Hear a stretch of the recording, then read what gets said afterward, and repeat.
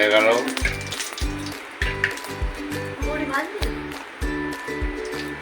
বড়ি ভাজ নিয়ে নিচ্ছে,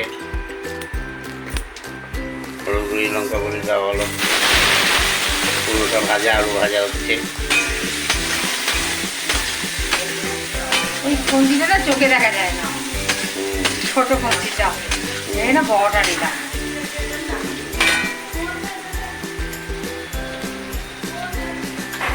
কম নাও,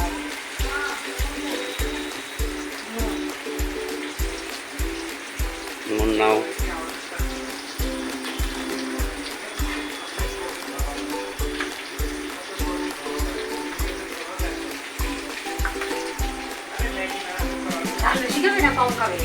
মিনিমাম ঝাল দিবে, বেশি ঝাল দিবে না, গরমের দিন এমনি। আলু কুমড়ো ভাজা হয়ে গেছে প্রায়।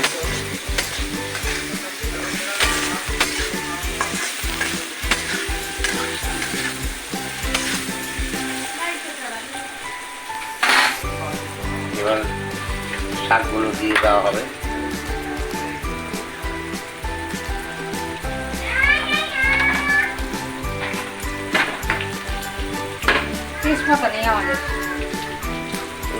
বিকালে চলে আসবে,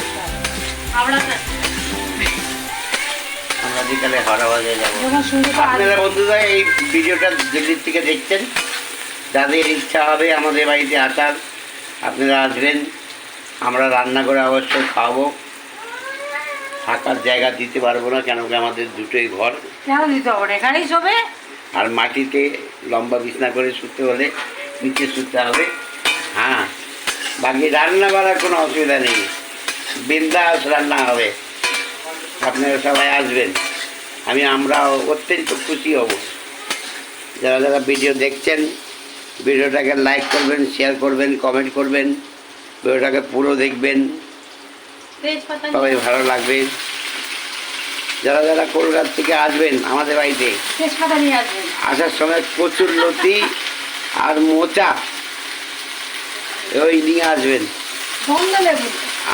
এগুলো আনলে আমরা বানিয়ে খাওয়াতে পারবো, এখানে পাওয়া যায় না। আর যদিও পাওয়া যায়, একটা মোচার দাম 100 টাকা, 180 এরকম। একটা যেই লাউটার দাম আমাদের কলকাতায় 20 টাকা, সেটা এখানে 140 টাকা। তাই চিন্তা করুন, এখানে অন্যরকম লাউ পাওয়া যায়। সেই লাউগুলো একদম বেকার, খাওয়ার মতন নয়। এই পুঁই শাকটা হচ্ছে, যাই হোক, প্রায় আমাদের শাকটাকে দেওয়া ভাজা ভাজা প্রায় হয়ে গেছে। এবার এটাকে চাপা দেওয়া হবে, আস্তে আস্তে হবে। ঠিক আছে, ভিডিওটাকে দেখবেন, শেয়ার করবেন, লাইক করবেন।